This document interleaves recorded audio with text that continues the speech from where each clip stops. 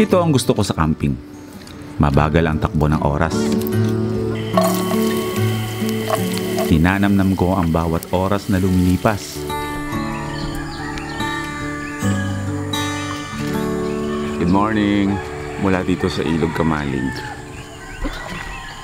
Isa siyang dayuhin ngayon ng mga tao. Kung dati, dinarayo siya ng mangilan-ngilan. Pero ngayon, dinadagsa na siya ng napakaraming mga turista dito. Isang kagandahan sa isang ganitong lugar na payapa, malinis, na dinadayo siya ng mga taong marunong magpahalaga sa ganito kagandang lugar. Okay, picture! Team Hubog! Hold ya! Thank you very much! Nakailan mga po ba dyan? Palahubog! Ano sir ang kan? Ha? Ano yung kan mo? Ayaw! Boy, first time! I'll give you all the love I can make, girl. Everything I have you can take, girl. But I'll never be more than I was born to be. If you can live with that, then you can live with me. Simulan natin ang vlog na to ng pagbili ng alimango ni Gino. At dahil mapait akong kaibigan, hindi ko siya pinigilang bumili. Kahit na alam kong ang alimangong bibilin niya ay payat. Ba't ko sasabihin? Welcome back to another episode. Welcome to San Leonardo, Nueva Ecija. And today ay pupunta tayo ng Porac, Pampanga. Meron tayo isang lugar na babalikan. Update kay Watod. Nasa stage na, finish na lang ang kanyang mga pintura sa loob, pero almost done na ang ating camper van. At promise, sa susunod na vlog na to ay susunduin ko na si Watod at iuwi na natin siya sa bahay at lahat ng mga gamit natin ay ipapasok na natin. Yung van na ang gagamitin natin pang biyahe kahit naman tayo mapadpad dito sa Pilipinas. So, ngayong araw, meron tayong matitikmang pagkain dito sa San Leonardo. Tinumis.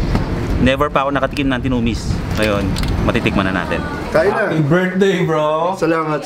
Ilang taon ka na? 55. Mga bastos ko mga Wag mo na sabihin kung hindi ka comfortable. Oo nga pala! Dito nga pala yung kaibigan ko si Gino. Ah, magkaibigan tayo? Di ba magkaaway tayo dati? Sure, magkaibigan tayo. Tulad nga nasabi ko kanina, makakatikim na ako ng tinumis. Promise bro, akala ko yung mga kinakain ko dati tinumis.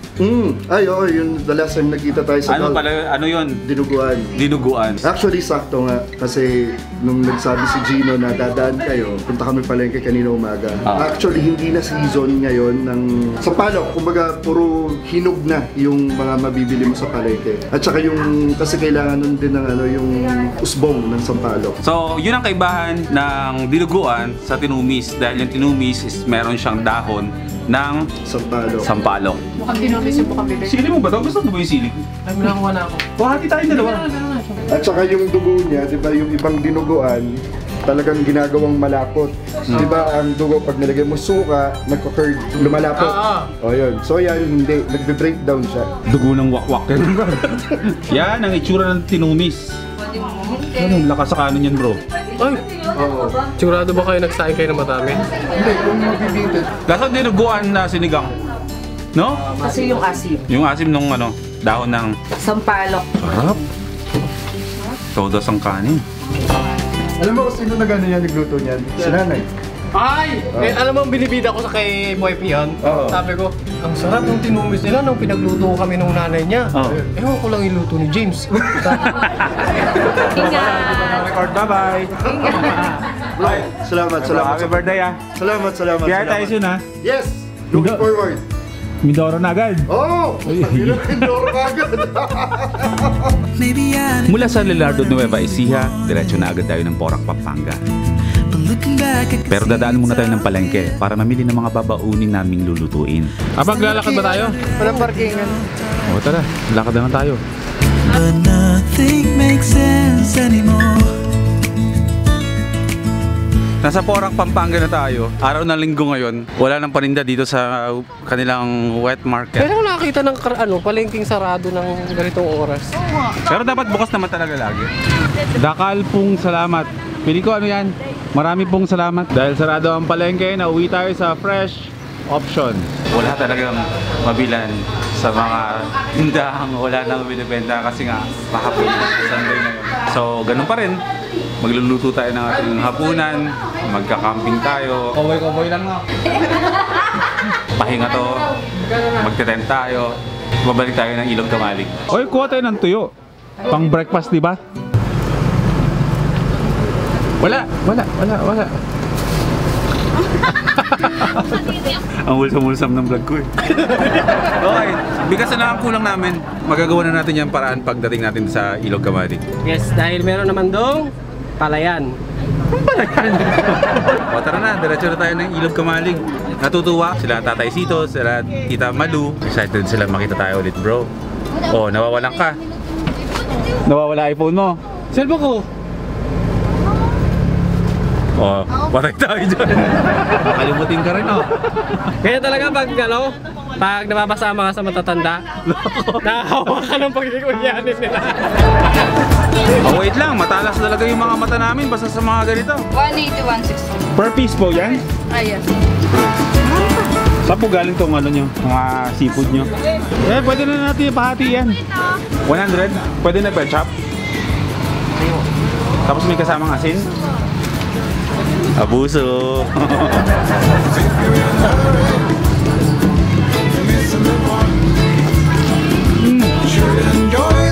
Bumiyahe kami ng kulang-kulang 2 oras para marating ang Barangay Pio ng Porac, Pampanga.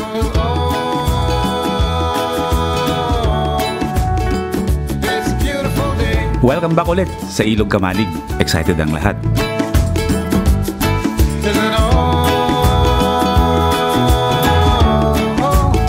So come on, let's play.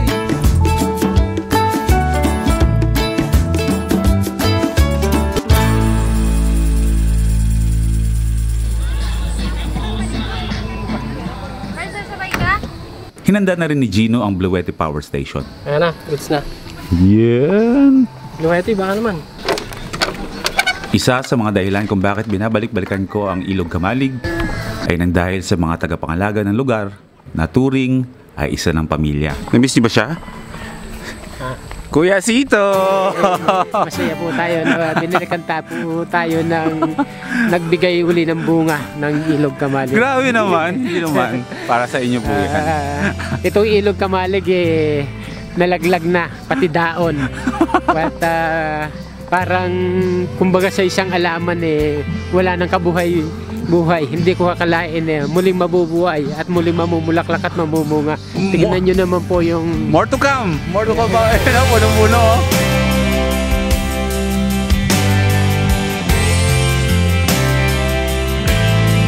Talagang sobrang dami ng bunga na binigay ni Boy Perston. Wala mo yun. Kakamustahin ko lang si Tita Malu. Kasi nga pupuntahan ko po muna itong mga to.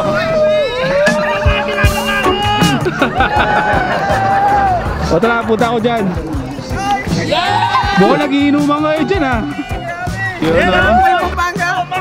Oo. Kasama namin na Ryan. Ryan, oo, katatapos na namin Nicolas. Hello po sa inyo lahat. Hello po. Miss Bam. Hello po. Hello po. Hello. Ano tinitiran nyo? First time tumagay. Oy, raso mo yan? Sabi ko na nga pa, pupunta ako dito, tatagay ako. Pero hindi ko hihindihan yan. Diyos ko naman, ba't ko hihindihan?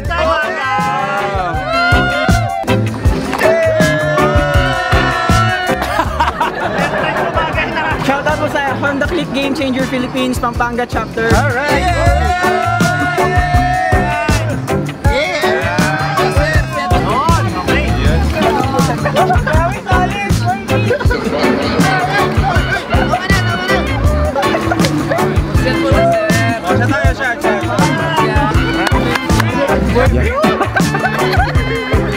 Akbay ka na, para ano? Hindi na po. Hello po, sir. Wala na, lasing na si Boy P! Dalawang shot pa lang, lasing, hubog na! Hubog na. Sir, Cebuano ka, sir? Ay, umabal mo! Wala yan! Cebuano ka? Hindi. Pero Bisaya ko. Hubog na kasi noon. Hubog na kami. Okay, picture! Team Hubog! Hold ya! Agit! Thank you, sir! Yun!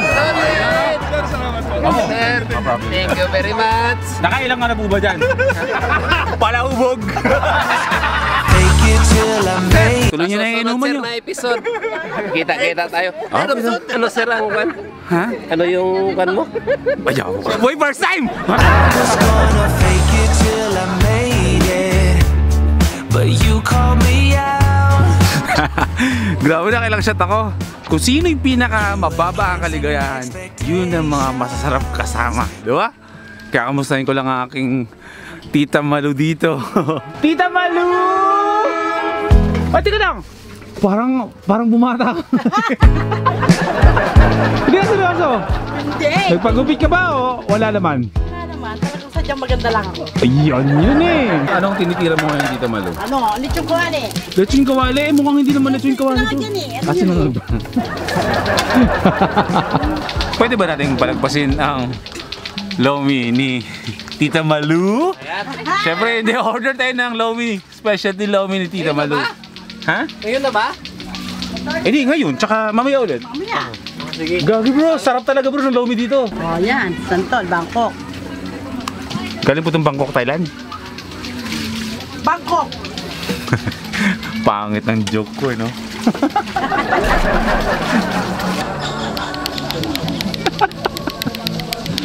Hindi ko ma-imagine na dito sa Ilog Kamalig na isang lugar na napakapayapa, merong lato-lato.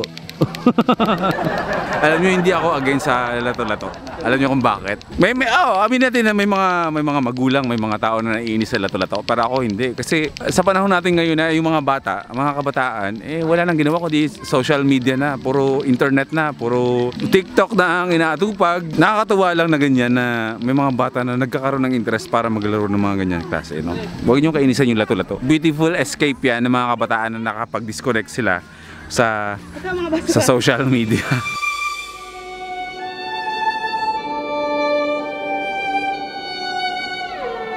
Dapat hapon na. Kailangan na kumalma. So, yung mga ilaw na yan, yung bulb na yan, is powered by Bluetti. Dala-dala namin yung Bluetti dito na yun ang nagiging source of electricity namin ngayong magdamag. Na-disappoint ba kayo na hindi si Watod yung dala ko ngayon? Promise, next upload natin, isasama ko na kayo sa pagsundo kay Watod. Siya na mga kasama natin sa mga susunod natin na biyahe. Pero sa ngayon, kalma para sa amin ang mag-ready ng hapunan kasabay ng masarap na kwentuhan. At ito ang ating mga sous chef, ang assistant ni Chef Gino, may-ari ng resort. Supervisor. At ito ang So dito, sa malaking kalderong yan, maluluto ang napakasarap na sinigang sa liempo ni Chef Gino. Sinigang sa liempo. Ano ba yun? Sinigang na liempo. Sa liempo eh. Papaasim yung Gagi. Nagpainom sa akin dun eh. Oh, narinig niyo yun? Click Game Changer Pampanga. Oo. Kasalanan niyo daw to. Hindi, loko. Masarap silang mga kasama. Pero tinamaan ako, pero wala na. Pero ganoon lang naman talaga. Kapag pupunta ka dito sa mga lugar na ganito, dapat happy lang ang lahat. Ha? Kalmado lang ang lahat. Ibababa ko muna yung aking camera at tutulong muna ako sa abot ng aking makakaya kasi bawal sa amin ang kasamang... Bawal dito yung Boy Abang. Teka lang, para may ibig sabihin ka doon sa Boy Abang ah. Alin? Yung Boy Abang, sino ba yun? Hindi ko sinasabing si John Fox yun ha. Dahil ever naman siyang nakitaan ng katamaran sa camp. John Pax, tumulong ka naman dito! Di mo kami magulang! Walang kahit... Okay. Ready? Action! Mamaya-maya ay dumating na ang in-order kong lomi kay Tita Malu. Yung lomi na may kasamang pagmamahal. Master na Lomi. Lomi? Gusto ko kasi tita ipatikim yan sa lahat. Binibida niya po yan sa amin kanina. Pati yung makakain niyang ano? Chili paste. Di ba sabi ko kay Tita Malu, nag-iba yung aura ni Tita Malu? Bumata siya. Sabay walkout. Dahil ilang beses ko na rin natikman to, sila na muna. Alam niyo kung gaano kami ka-close ni Gino? Sinusubukan ko yan. Kung naman, papakita mo ba natin yun? Sige, alam niyo naman ako, honest ako pagdating sa food review. Yan, Pax, ikaw ba yan? Ako?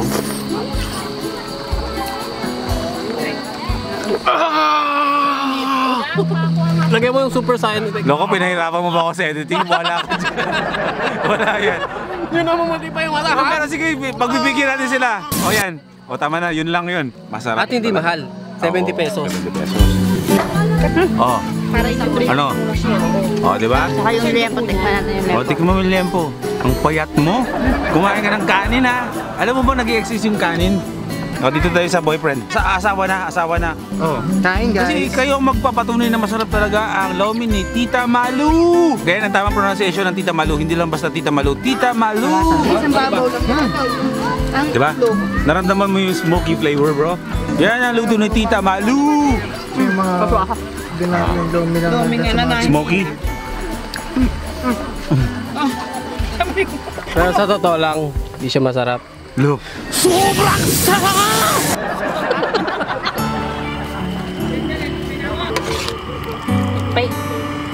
At habang paluto na ang hapunan, dinala kami ni Kuya Sito ng kaning luto sa kawayan. Sa kawayan, yung ating ano mamaya, o kakaninin. Sige po kuya. Ito ang gusto ko sa camping. Mabagal ang takbo ng oras.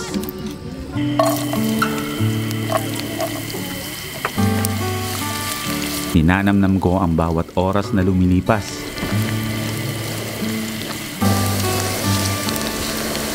Kahit na merong signal sa lugar na to, hindi talaga kami palahawak ng phone. Yung iba kong kasama, oo. Pero ako, hindi talaga ako palahawak ng cellphone kahit wala sa camping. Sa totoo lang, ako yung taong ayaw ng social media. Pero yung trabaho ko, nasa social media. Labo, no? Isang masarap na hapunan ang nangyari kasama si Kuya Sito. Oh! Alam mo, kudos sa nakaimbento ng paggamit ng dahon ng saging sa pagkain. Iba talaga pag amoy ng dahon ng saging. Sa ating kalaman, ang tawag dito ay binulo. Binalot muna yung bigas ng dahon ng saging, tapos saka siya pinasok sa loob ng kawayan bago niluto sa nag-aapoy. Bango, may suman.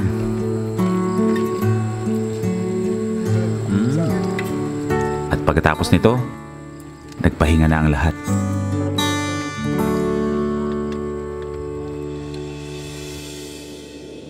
Kinabukasan,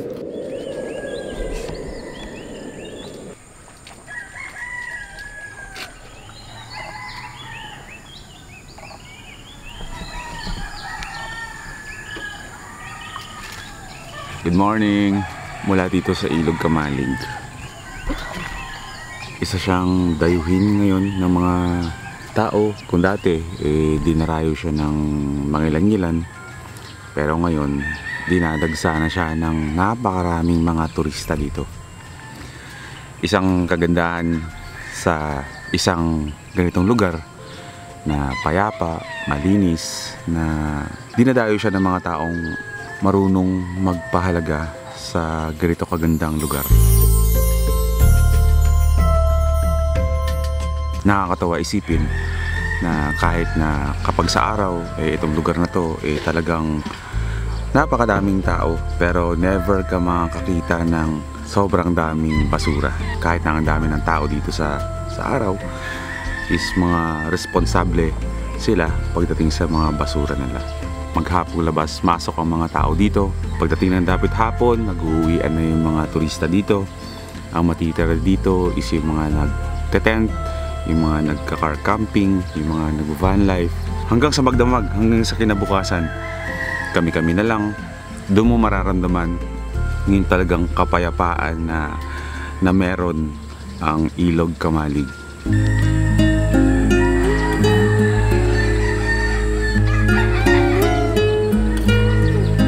Isa to sa mga lugar na sabi ko nga kapag kailangan kong huminga i-drive po lang saglit to dahil 27 kilometers lang to mula sa Malolos. Dito lang to sa Porac, Pampanga. Minsan umaabot tayo sa point ng buhay natin na nakakapagod na, pagod na tayo. Minsan yung iba umaabot sa point na susuko na. Pero hindi natin alam na yun pala ang kailangan lang natin is yung huminga lang. Yung i-treat ba natin yung sarili natin na bigyan nyo ng bakasyon, bigyan nyo ng pagkakataon yung mga sarili nyo na makapagpahinga mag-isa. Oo, alam ko sa mga nanonood dito na may mga kanya-kanya kayong dalahin sa buhay. Pero hindi masamang balansehin ninyo na bigyan nyo rin ng time para i-treat yung mga sarili nyo. Nakakatawa lang isipin na sa ganitong lugar, yung mga natitira dito na nag-overnight, na-enjoy yung kapayapaan na meron itong lugar na to. Yung mga campers dito, though may mga kanya-kanya talagang buhay yan sa loob ng tent, kanya-kanyang luto sila ng mga pagkain nila, pero ang sarap sa pakiramdam, masarap isipin na lahat ng mga natitira dito overnight na sabay-sabay kayong bubungaran ng napakagandang lugar na to. Marami pala talaga ang naghahangad ng gustong merong kapayapaan kahit paminsan-minsan. Favorite ko tong Ilog Kamalig na to. Isa to sa mga lugar na pwede nyo ako anytime makita dito na bigla lang ako tatakas sa mundo at makikita nyo ako nagpapahinga dito. Nakakatuwa lang din na nakabalik tayo dito at dumami man ang taong pumupunta dito pero walang nagbago sa lugar. Napanatili nila ang kalinisan ng lugar na to. Si Kuya Sito hindi pa rin napapagod maglinis na magwalis ng magwalis. Dampot ng dampot ko ano pwede madampot. Walis ng walis sa umaga. Talagang ganun nga kamahal ang kanyang ilog na ito. Ako nga pala si Gino. Kung hindi mo ba ako kilala, ayos lang. Hindi rin naman kita kilala. Sino ka ba? I got this picture in my closet. It's gathering dust right now, and the edges have been folded. Good morning, Tita Malung Mapagmahal. Kamusta na ang iyong benta ng Loming? May kasamang pagmamahal? Lumakas lang dahil sa vlog mo. Kinukuyog ka naman ng Lomi mo? Oo, kinukuyog ako. Sabi ko, Lunes ngayon, pahingang muna ako. Kahit madaling araw na, Lomi pa rin. Every day that I spent with you, the look you had upon your face when I said goodbye. I don't Tapos namin mag-breakfast, si Gino, nawiwili mo pa kain doon ng mga tilapia. I-prank mo nga bro yung mga tilapia. Grabe ka naman. Kasi may fish food sila oh. Teka lang, ako magbibigay sa'yo ng ano. Susubukan natin kung maaano ba natin yung mga... Ito kaya? Laki. Hindi mo mukhang fish food yan. Tamang kasing size na ng fish food. Ng feed. Paprank daw niya yung isda. Ikaw ang magpapang. Ayan, game go. So, ganyan po kasadista ang boy first time nyo. Pati mga walang kamuang-muang na isda pinagtitripan. So, pagbigyan na natin. So, ito yung fish. Ay, ito yung ano, bato. Tingnan natin kung magkukupulan din sila para habulin.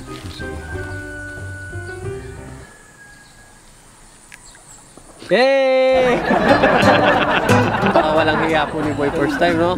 Alam niyo may talent yung mga tilapia nila dito sa Ilog Kamalig. Napansin namin kahapon, after namin silang pakainin nung natapos na yung session. Kasi ang dami nila, di ba? Nagkumpul-kumpulan sila. Pero may korte. Korte? Oo, nakalagay TY. Thank you. So dito sa pond na to kami magka-catching. Hindi fishing ang tawag dyan kasi may fish naman talaga dyan nakaabang. So mag-iba yun. Fishing, catching. Catching ang gagawin namin ngayon. Tatay Sito, ano po ang mga isdang pwedeng hulihin ng mga anglers na ito? Mga tilapia at saka ito. Yan yung mga activity na pwede nyo gawin dito sa Ilog Kamalig. Camping, fishing, carabao riding. Yan yung mga pwede nyo gawin dito. Game na ako. na-strike ka ni Facebook ng Animal Cruelty. Boy pa. Ihawin mo to bro, di ba? Ba't ako? Akala ko ba ihawin? Piprituhin nga dapat to eh. Kaso gusto nang ihawin. Akala ko ba pagka ano natin video, balik na natin. Nakaganito? Dito na hindi ako ang nakahuli. Pero ikaw magluluto. Let's Pero ako go. magluluto.